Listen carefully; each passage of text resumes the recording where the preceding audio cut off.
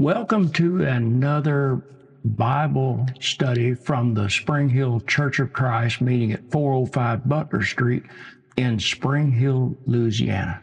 The book of Judges is in stark contrast to Joshua. In Joshua, an obedient people conquered the land through trust in the power of God.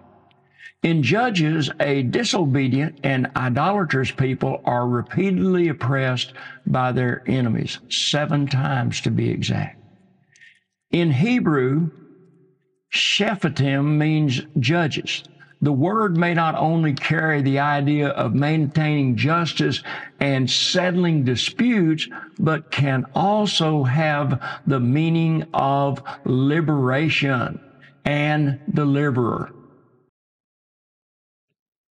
The events probably occur during 1375 to roughly around 1050 BC.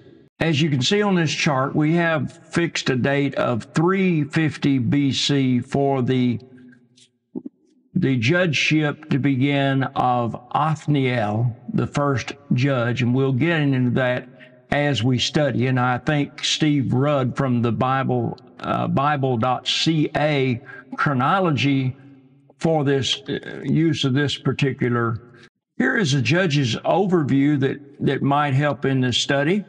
First of all, we see that the book of Judges is number 7 in order in the Bible. It has 21 chapters, and once again, it's a book of history. We break it down into 6 parts, as you see. Tribes refuse to drive out the enemy, and the first 3 judges we'll talk about in this particular lesson. The Bible Project's view that I always kind of like this because it's pictorial, and we're going to be in the first 2-3 chapters today as we study the book of Judges. Some interesting facts about Judges, they're on the screen from Barnes Bible Charts. After the death of Joshua, there was no strong central government in Israel. Israel was a confederacy of 12 independent tribes or states. Following the 7 years of conquest under Joshua, we just studied, and Israel was settled into 5 regions. You had the southern region, the northern region, the central region, the eastern region, and the western region. After the generation passed that was faithful to God, the people failed to take God seriously. Idolatry became a major problem. Anarchy erupted. Israel experienced 2 major obstacles: civil war from within, oppression from nations without. And really, the characteristic of the time period can be summed up in Judges 21 and in verse 25, where it tells us there, in those days there was no king in Israel. Every man did that which was right in his own eyes. The period of Judges lasted from roughly 300 to 350 years. You had 111 years of oppression combined cumulatively. Cumulative period of rest in the land, 299 years, giving us a total of 410 years. And once again, as we said, Joshua covers the period from roughly 375 forward to around 1100 BC, depending on how you count the date. The oppressors are listed there on this chart as well. 13 judges are mentioned: Othniel, Ehud, Shamgar, Deborah, Barak, Gideon, Abimelech, Tola, Jair, Jephthah, Ebzan, Elon, Abdon, Samson. And of course, Samuel will come in the book of 1 Samuel. 4 judges found in Samuel, actually: Eli, Samuel, Joel, and Abijah. The book of Judges describes 7 apostasies. We'll see on the next slide, will show us this a little better. 7 servitudes, 7 deliverances by God. We'll talk about the cycles here a little later, the cycles that we find in the book of Judges. In Judges, the times of rest and peace are longer than the times of bondage. I guess that's a good thing. And again, Judges 2 verse 16, nevertheless, the Lord raised up judges which delivered them out of the hands of those that spoiled them. We want to begin our study of Judges chapter 1 through 3. Judges chapter 1 through 3.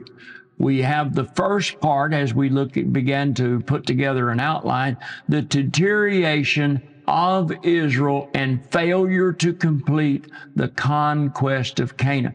Now, you're going to find some overlapping here with the information in chapter 24 given to us in the book of Joshua and what we find in this first chapter. We go back a little bit to where Joshua warns the people of various things that will happen, and I think that's a good thing to give us immediately what happens when that generation that agrees that we will follow the Lord, when they die, second generation feel like they're not under any compunction to do such a thing. So we have the deterioration of Israel, the failure to complete the conquest of Canaan. We have the cycles listed in this chart for us that we'll get into, I believe, down the road. We'll save that for another time. So this helps you see how this ties in with the progression of the book. If we say that Joshua ended 1375 and this will go on to 1075, maybe roughly 1100, however you want to say that, plus or minus there. We have the oppressions listed: Mesopotamia, Cushtrim for 8 years. We have the deliverers on the other side, Othniel, Moab under King Eglon, and Canaanites, Midianites, apostasy that's under Abimelech. No particular group is named there. The Ammonites for 18 years, starting in chapter 10, verse 8, and the Philistines 40 years. And of course, we know the exploits of Samson involved with that.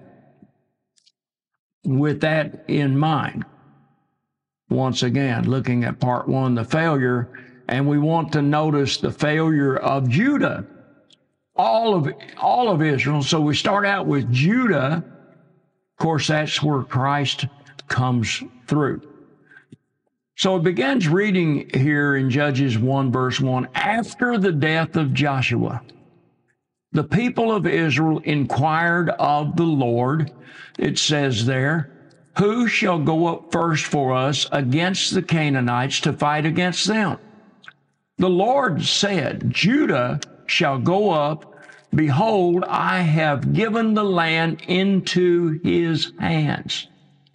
Judah said to Simeon his brother, come up with me into the territory allotted to me, that we may fight against the Canaanites, and I likewise will go with you into the territory allotted to you. So Simeon went with him.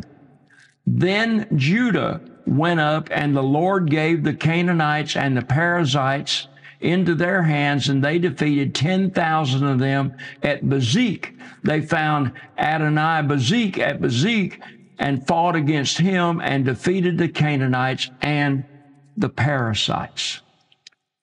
Verse 6, Adonai-Bezek fled, but they pursued him and caught him and cut his thumbs and his big toes. And Adonai-Bezek said, 70 kings with their thumbs and their big toes cut off used to pick up scraps under my table as I have done, so God has repaid me. And they brought him to Jerusalem, and he died there. The men of Judah fought against Jerusalem and captured it, struck it with the edge of the sword, and set the city on fire. Afterward, the men of Judah went down to fight against the Canaanites, who lived in the hill country, in the Negeb, and in the lowland. And Judah went against the Canaanites, who lived in Hebron. Now the name of Hebron was formerly Kiriath Arba, and they defeated Shesheh and Ahiman and Talmah. Verse 11, continuing. From there they went against the inhabitants of Debir. The name of Debir was formerly Kiriath Shephir. And Caleb said, He who attacks Kiriath Shephir, captures it, I will give him Akshah, my daughter, for a wife. And Othniel, here we're introduced to Othniel, the son of Kenza, Caleb's younger brother, captured it, and he gave him Akshah, his daughter, for a wife.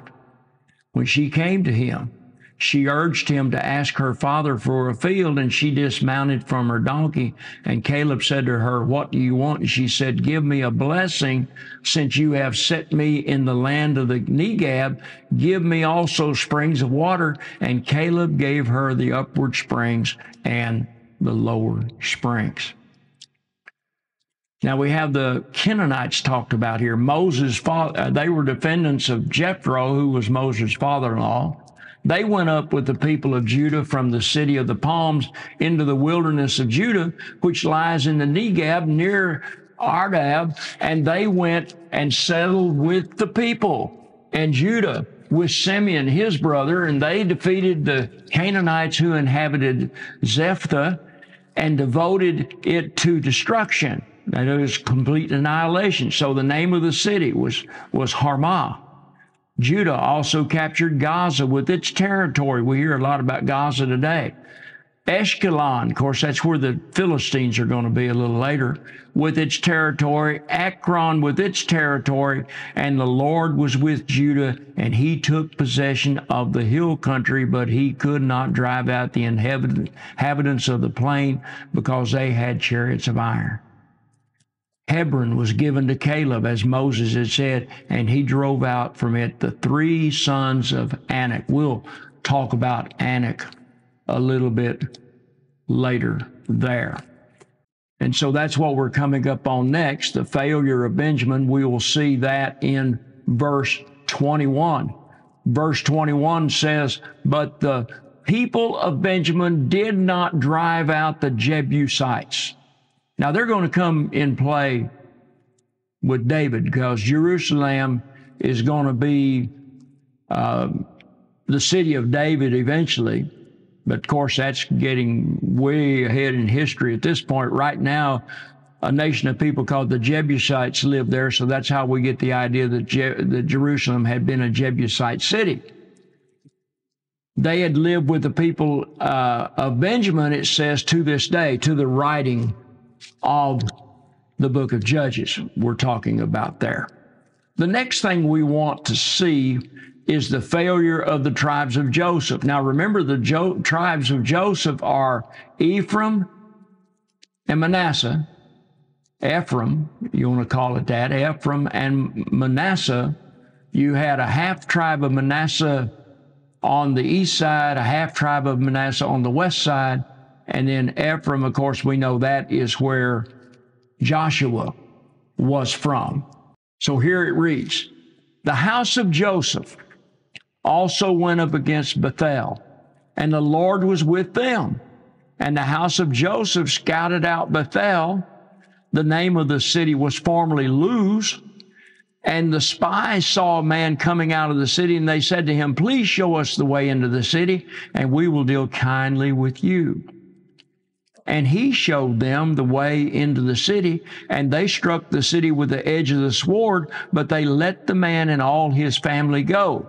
The man went to the land of the Hittites and built a city and called its name Luz, and that is the name of it to the day. So we see that Bethel was changed from Luz to Bethel, and now this man goes and builds another city that he calls Luz. Manasseh, though, see, he's one of the tribes of Joseph. Manasseh did not drive out the inhabitants of Bethshean and its villages, of Tanakh and its village, or inhabitants of Dor and its villages, or inhabitants of Ablim and its villages, or inhabitants of Megiddo and its villages, for the Canaanites persisted in dwelling in that land. Verse 28, when Israel grew strong, they put the Canaanites to forced labor, but did not drive them out completely. And Ephraim did not drive out the Canaanites who lived in Gezer, so the Canaanites lived in Gezer among them.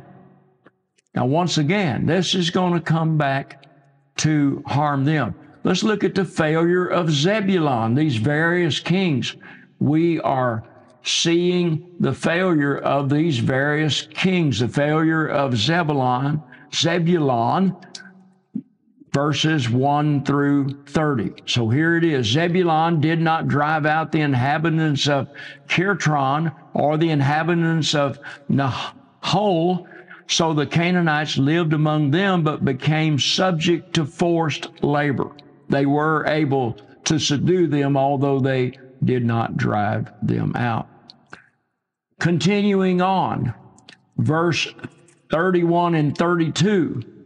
Here is Asher. They did not drive out the inhabitants of Hako, or the inhabitants of Sidon, or of Alab, or of Akzib, or of Helba, or of Ephek, or of Rehob. So the Asherites lived among the Canaanites, a lot of ites there, the inhabitants of the land, for they did not drive them out. How about Naphtali? Verse 33 points out they didn't drive out the inhabitants of Beth-Shemesh or the inhabitants of Bethanath. Now, Beth, of course, in Hebrew means house, house of. They lived among the Canaanites, the inhabitants of the land. Nevertheless, the inhabitants of Beth-Shemesh and Bethanath became subject to forced labor from them. How about Dan? Let's see Dan's luck of the Irish, as they say. The Amorites pressed the people of Dan back into the hill country, for they did not allow them to come down to the plain. The Amorites perished in dwelling in Mount Hurz, in Ahijalon, and Shabam, but the hand of the house of Joseph rested heavily on them. They became subject to forced labor. The border of the Amorites ran from the ascent of Akrabam, from Shelah and upward. So Judges chapter 1. Possible reason Judah first, God's first to go to push for a more thorough conquest of the territory. So with that, let's look at Judges chapter 1. Judah, God's choice that Judah be the leader among the tribes. Removing the king's thumbs would hamper his use of weapons. We need to notice that he's going to have a hard time using weapons without a thumb. Taking off his big toe would affect his footing for battle. I've always heard that if you lose your big toe, you'll drag that foot the rest of your life. I remember one time I had an uncle that lost his big toe, and I believe it was Oak Grove, as I remember the story. I was a young kid at the time, and they rushed him to the hospital, big toe, and I think they had to go back and get the big toe and sew it on so he wouldn't be dragging his foot.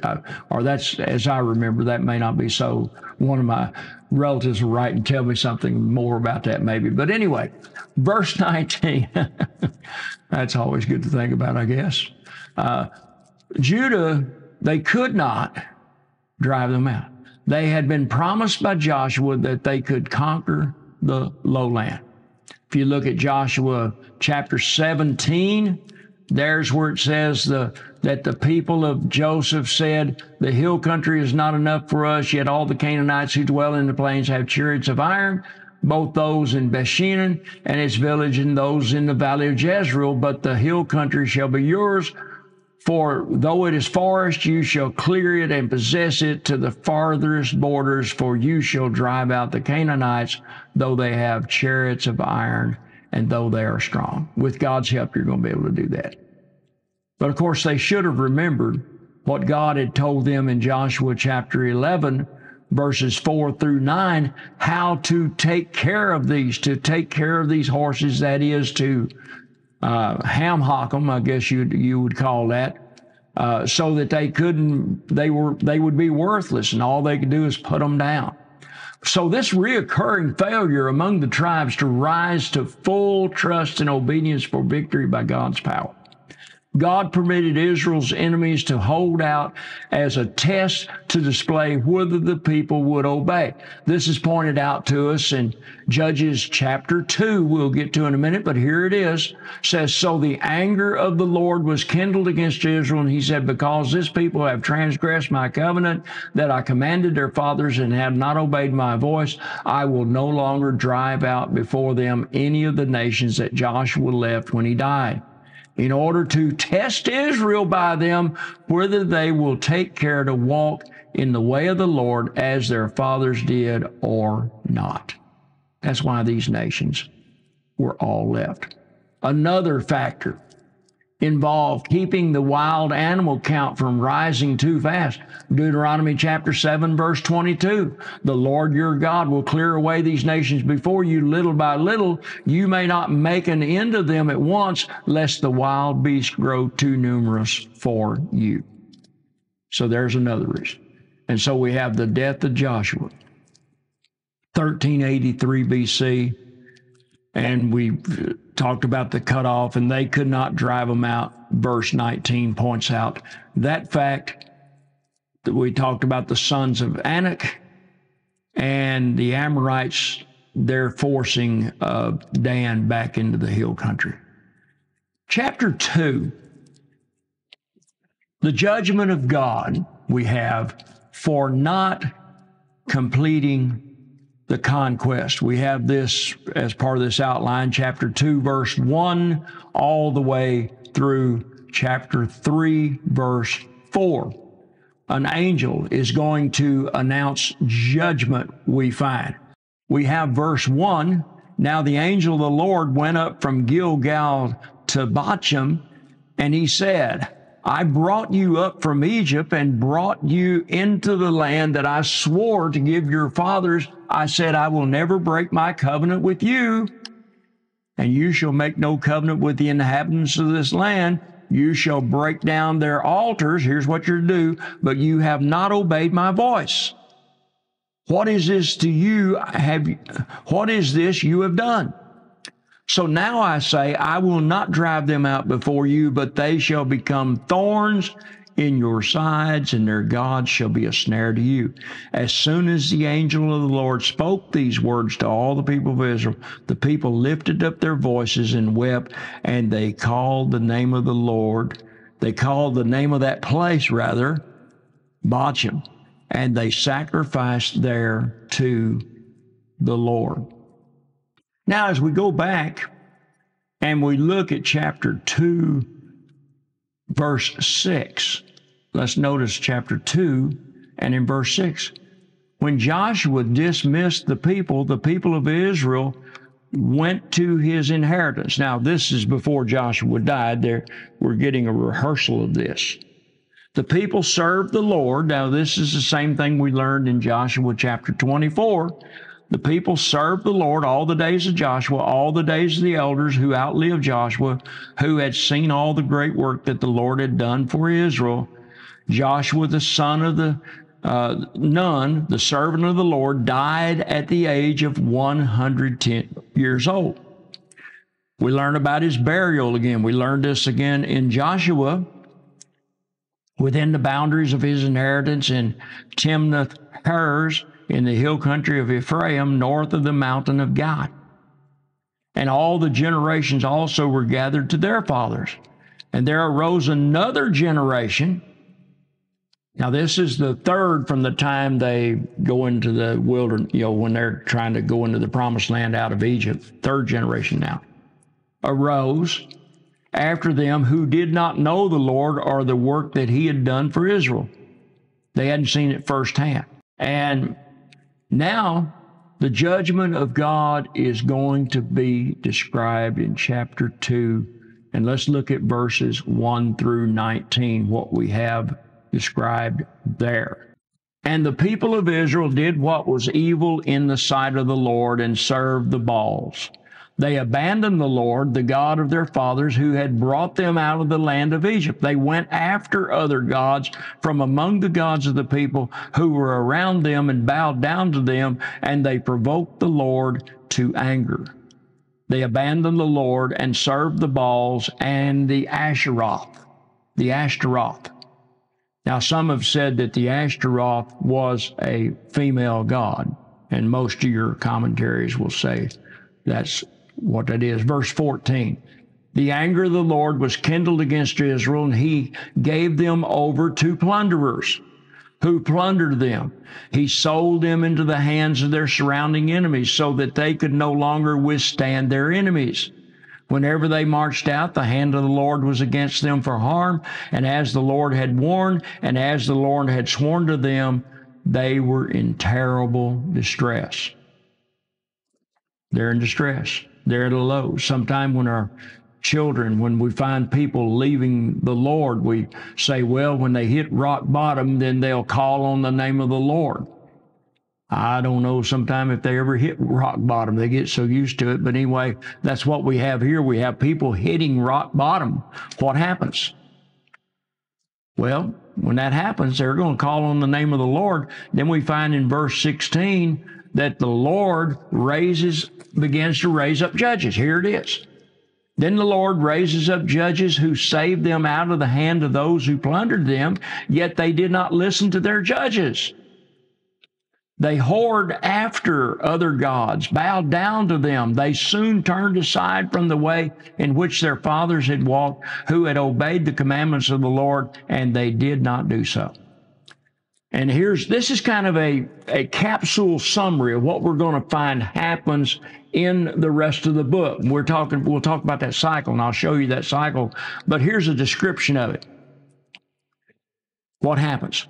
They soon turned aside from the way in which their father had walked, who had obeyed the commandments of the Lord, and they did not do so. Whenever the Lord raised up judges for them, the Lord was with the judge. He served them from the hand of their enemies. He saved them, actually, from the hand of their enemies all the days of that judge.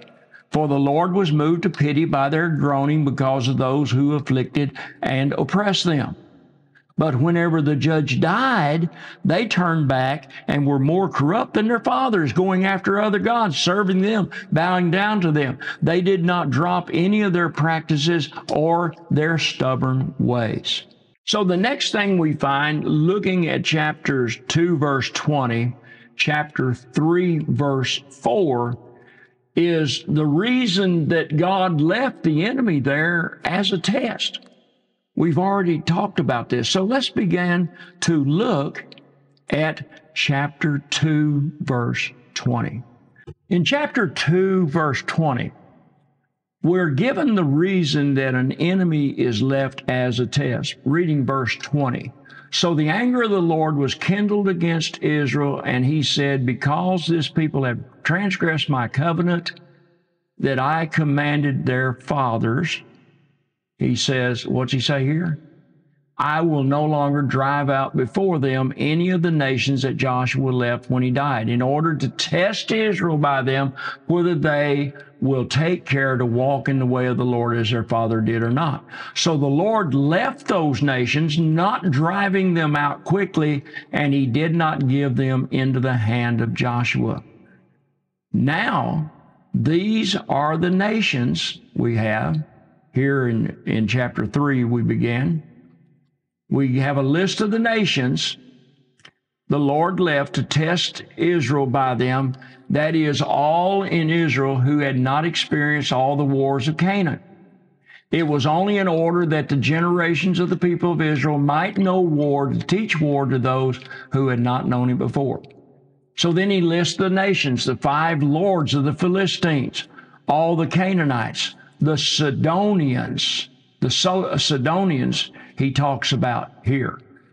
He goes on, the Hivites who lived in Mount Lebanon, from Mount Baal, Hermon, as far as Lebo-Hamath, and they were for the testing of Israel, to know whether Israel would obey the commandments of the Lord, which he commanded our father by the hand of Moses. So the people of Israel lived among the Canaanites, the Hittites, the Amorites, the Perizzites, the Hivites, the Jebusites, and their daughters took to themselves for wives, and their own daughters they gave to their sons, and they served their gods. A bad commentary on Israel that we have there. Now, looking at this idea of the angel of the Lord, chapter 2 and in verse 1. Chapter 2 and in verse 1, the angel of the Lord. Now the angel of the Lord went up from Gilgal to Bochum and said, I brought you out from Egypt and brought you into the land that I swore to give your fathers. I said, I will never break my covenant with you. That's what we have in 2:1. Now, one of the three pre-incarnates, theophanies, by the Lord Jesus Christ in Judges, his appearance. Of course, he's not Jesus yet because he hasn't been incarnated on the earth. We have that in Matthew. But pre-incarnation, that's why we call it pre-incarnate. We find in chapter 6, verse 11, the angel of the Lord came and sat under the terebinth at Ophrah, which belonged to Joash, and of course Gideon was beating out wheat there. The angel of the Lord appeared to him and said, the Lord is with you. So here we have a work of the Lord, who would later be Jesus, the Christ, here in the Old Testament, telling Gideon that the Lord is with him. Then we go into the same divine messenger had earlier led Israel out of Egypt. Exodus 14, verse 19. He says here, I will never break my covenant with you. God would be faithful until the end, but the people would forfeit the blessing for trouble due to their disobedience. So the angel of the Lord was a very important work of Christ in the Old Testament, who would later incarnate, marry, and become Jesus Christ, our Savior. What a glorious thing. Now, I want you to notice this cycle. Here we have the cycle. Okay, here we have this cycle I want you to notice. And we'll talk about where this comes from. We learned that, first of all, starts out number 1, and if you look at verse 11 of chapter 2, as it described this, said the people of Israel did what was evil in the sight of the Lord, and they served the Baals. So Israel, first of all, disobeys God. Number 2, the anger of the Lord is kindled, verse 14, against Israel, and he gave them over to plunderers. Number 2. What happens next? Well, we find that they're not going to be successful in what they're doing. And we find that after they cry out to the Lord, we'll see that here in a minute. Verse 16, the Lord raises up judges who saves them out of the hand of those who plunder them. We have. And then what happens as a result of that? Well, we find out in verse 18 why the Lord does that, because it says there in verse 18, the latter part, that for the Lord was moved with pity, we see, by their groaning, because of those who afflicted and oppressed them. But whenever the judge died, what do? They go back to number 1. See, that judge delivers them, number 5. They're at peace, number 6. Another chart shows it to us in 4 cycles. Servitude, God permits other nations to enslave them. They are sorry and they make supplication to the Lord, cry out to the Lord. The Lord feels sorry for them. He sends a judge to save them, salvation of Israel. And in Israel, after that judge dies, they sin again, and this cycle happens again 7 times in the book of Judges. And here it is on this chart. There's the 7 times that we see this happening. Now, this is illustrated to us here in Bible Projects slide. They're at peace. They sin. God allows them to be oppressed. They repent, call out to the Lord. Judge is sent to deliver them. They're at peace. The judge dies. The cycle starts over and over again. That's what we see. We see the decline. Verse 10 talks about another generation did not know God. They follow other gods. The anger of the Lord was hot. Then the Lord, when he relents, he raises up judges.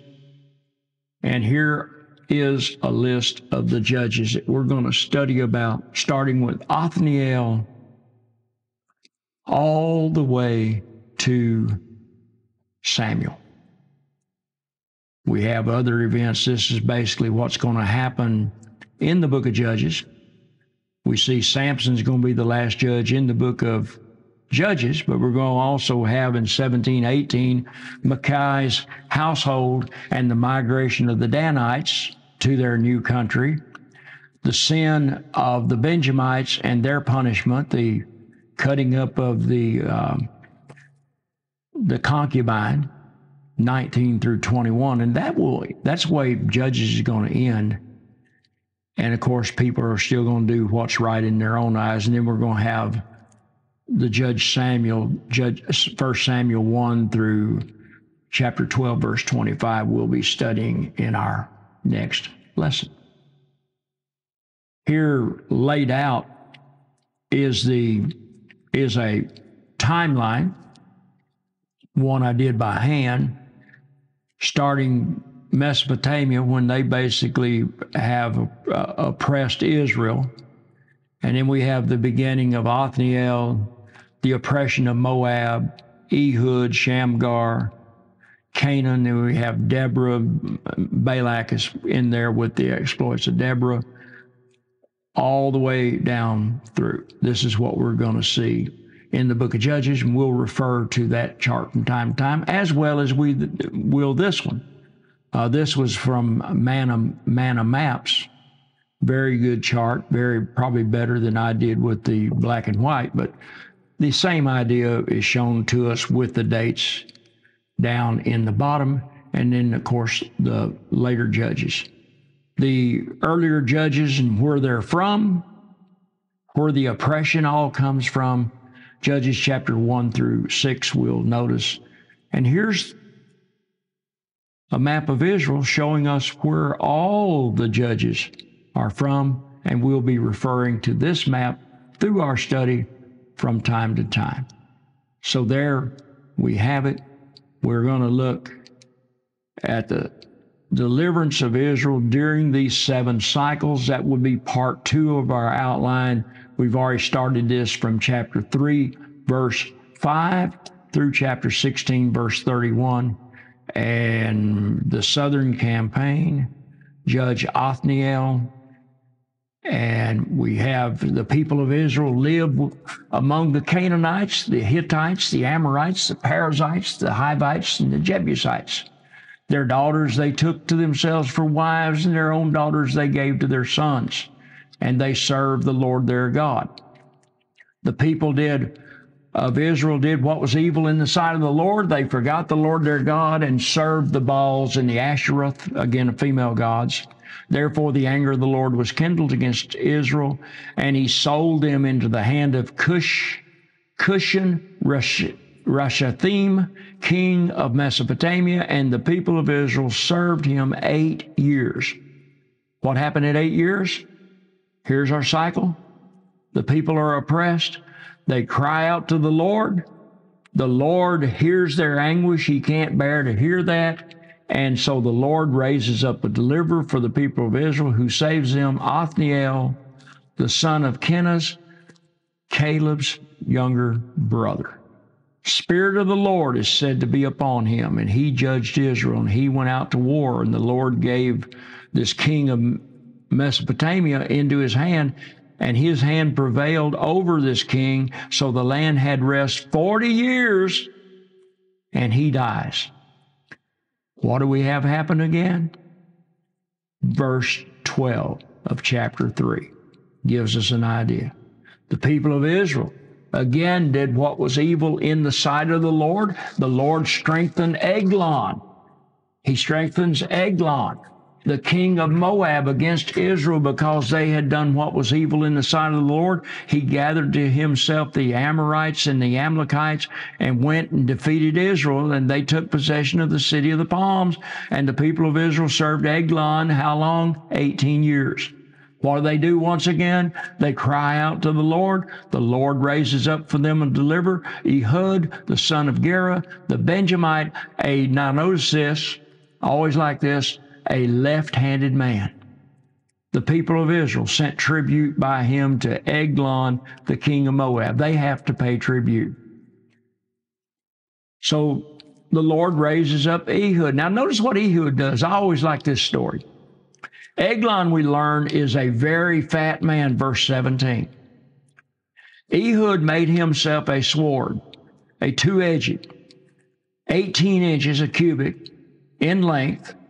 He bound it on his right thigh under his clothes so he could reach over with his left hand, grab it, and pull it out. So he presents the tribute to Eglon, king of Moab. He takes it directly to the king. And when he had finished presenting the tribute, he sent the people who carried the tribute away. Didn't want any witnesses. So he himself turns back at the idols near Gilgal and said, I have a secret message for you, O king. And he commanded silence, and all his attendants went out from his presence. And Ehud came to him as he was sitting alone in the cool roof chamber. So they have a roof over top of him, causes the sun beating down. He said, I have a message from God for you.